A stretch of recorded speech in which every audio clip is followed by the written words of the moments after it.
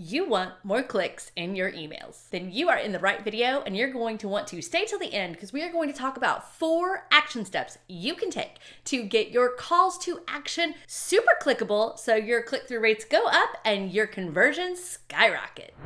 Hello, I am so happy you are here. I am Monica Snyder and I love to talk about email marketing because it is one of my favorite vehicles for getting passive income into your life and into your business. If that sounds like something you love, then go ahead and click that subscribe button so that you can get all my good juicy videos that are coming up on these topics. Step 1 of super clickable CTAs is to tap into the right words. Now, I use the word tap because tap is a formula I created to help you know how to put the right words together to make the most impact so that your readers click more and you get more conversions. TAP stands for thing, action, and pushes. Those 3 things together create amazing calls to action that get clicks. So let's break it down. The T, or the thing, is the object for the action. This is the noun part of this, if you are that kind of human that thinks like that. And it is the object. So the article, the webinar, the download, the quiz, the whatever it is, that is the thing. So you're gonna make note of that.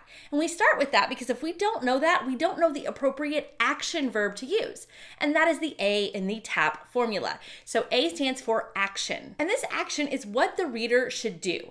And you want this to be a specific action verb. And the reason I say that is because actually not all action verbs are created equal. Some are better for email and some are better for landing pages. And I'm going to cover those in just a minute after I get through this formula. The P is for pushes. And these are the gentle nudges you're going to add on to your call to action that inspire that reader to click. They add urgency, uniqueness, or personalization so that it feels more tangible and the person wants to take the action you want them to take. Let's talk about those pushes for a little bit. The urgency part of the pushes adds things like the word now or limited time, things that are telling the person that they don't have forever to do this.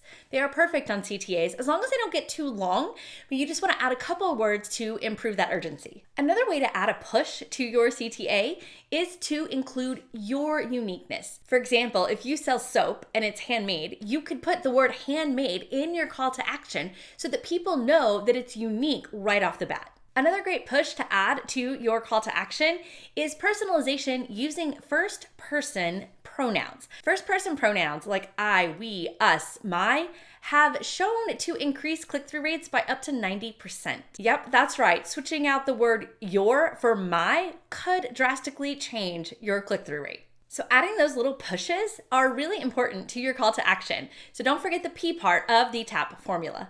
Now I'm going to dive into the action verbs that are great for email and the ones you're going to want to avoid for email. I'm not saying that these aren't great in other spots of your funnel, like your landing pages, things like that. But for email, what has been shown is that if you use low commitment verbs, you're going to get higher click-through rates.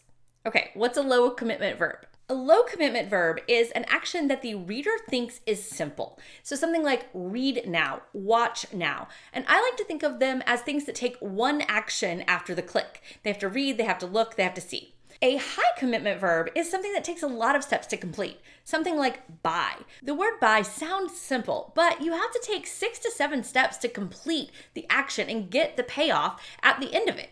Whereas if you just say shop, that sounds like fun and not like work. Whereas buy sounds like a commitment and things have to happen. I know it's subtle, but it does make a difference in your calls to action, so I want to make you aware of them. And don't worry, I have you covered. Popping up on your screen now are the calls to action that you should skip in emails. You can absolutely use these in the rest of your funnel. They are great for that. But in emails, you're going to want to skip these. Or at least test some lower commitment ones and see how they compare against these high commitment verbs. Truthfully, your audience may love them, but it's probably not the case. Now this yellow set that's popping up on your screen now, you can use these sporadically. They are what I call medium commitment, which means that there's 1 to 2 steps after they click. For example, download requires them to go get something and then consume it, which takes one more step than just reading an article. So that's why it's in this yellow category.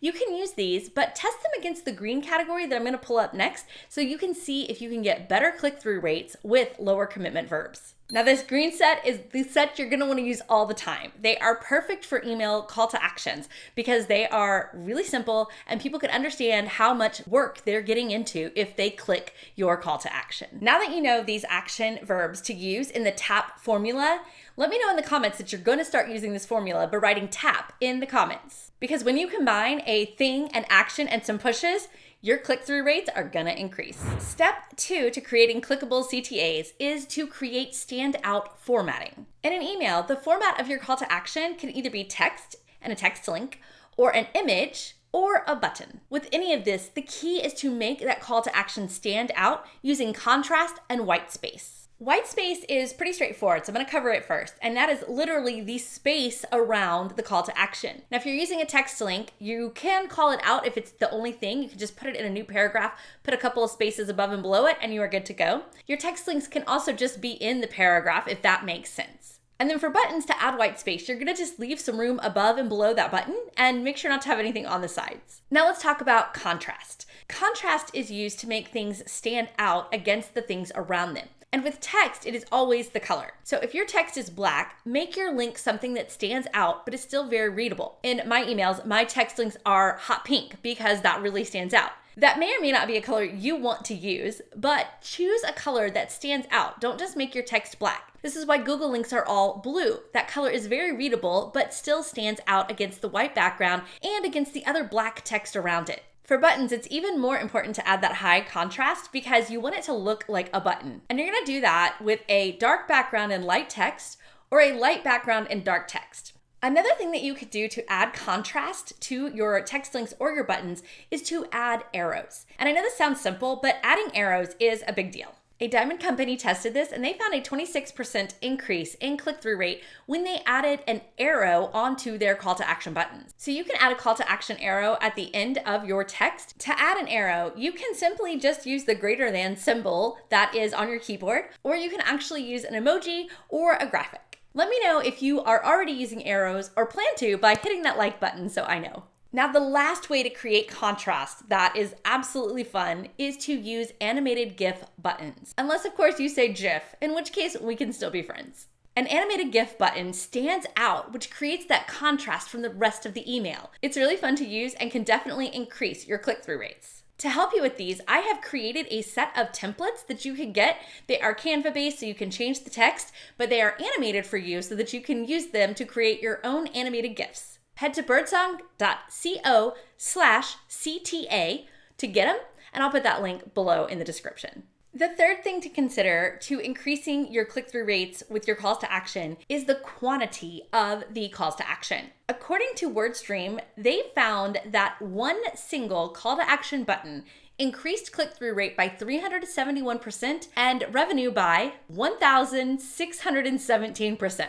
That's a lot. So definitely try just putting one call to action that is very clear in your emails. I've found this to be true with my own emails as well, especially when I'm selling something specific or I'm doing a launch or some sort of promotion. I definitely only use one call to action. However, in my newsletters, I use multiple calls to action because it's a different style and I'm not directly selling in a newsletter. The rule of thumb to me is if you are directly trying to sell a specific product, even if that is in your newsletter, one call to action will help you get more clicks and more revenue. But if the goal of the email is a newsletter style that is to nurture and give lots of information, then don't worry about this one button call to action rule. You can feel free to break that if that's not the goal of your email. The fourth and final thing you're going to consider on your call to action is the location. And it could be one location or many locations. So don't confuse this with the actual content of the call to action. The call to action is the same if it ends in the same place, but the call to action location could be in different spots. For example, you could have a text link up at the top and a button at the bottom.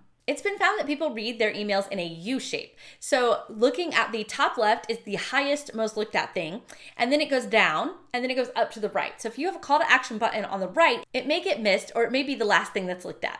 I personally like to include my calls to action down in the content after I have explained myself. Because here's what I also know, is that people just scroll through quickly to see, and if that button stands out, they're gonna be like, okay, this is the action I'm gonna take, but let me see what this action is about, and then they'll come back and read it. But for me, putting it at the top of the email sometimes feels a little jarring, like I haven't even introduced the concept that I want them to do action on. I just don't really like it. That's why I put mine in the bottom. If you're doing a multi-part thing like a newsletter that's got 4 sections, always include the calls to action near the thing you're talking about if you have multiple calls to action. And honestly, don't overthink this. You can test it, see what works best for your audience, because you are the leader for your reader, and you are the only person on the planet with your specific unique list. So you're gonna have to test to find what's best for you. You can test any 4 of these things that I talked about, and you're gonna find better results. Now that you know how to craft a clickable call to action, what emails should you call to action in? And how do you build in nurture plus relationship plus revenue and all that good stuff? Watch my next video to find out exactly how.